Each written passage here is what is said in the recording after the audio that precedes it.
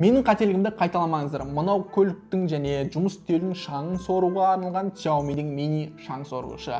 Енді көпшілік блогерлер бәрі мақтағаннан кейін мен өзімнің жұмыс үстелінің шаңын соруға үшін осыны 25 мың теңге сатып алған болатын. Бірақ сатып алу барысында бір үлкен қателік жібердім. Ол қандай дейтін болсаңыздар, мынаның екі түрлі нұсқасы бар екен. Біреуі Еуропаға арналған, екіншісі Қытайға арналған.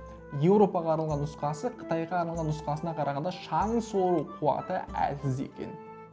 Яғни айтқан кезде қазір менің алып қойған бұл Еуропаға арналған нұсқа. Сондықтан да әлсіздеу болып тұр енді шаң сору қуаты енді шаң сормайды емес сорады, бірақ әлсіздеу.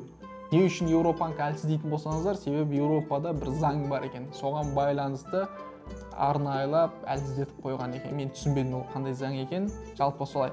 Жалпы мына нәрсені алатын болсаңыздар, егер болашақта сіздерге де керек болатын болса, осы нәрсеге мән беріңіздер. Солай достар. Ал енді достар, осы секілді өмірлеріңізде қажетті видеолар жоғалтылмас үшін бізге тіркеліп алуды ұмытпаңыздар. Рахмет барлықтарыңызға.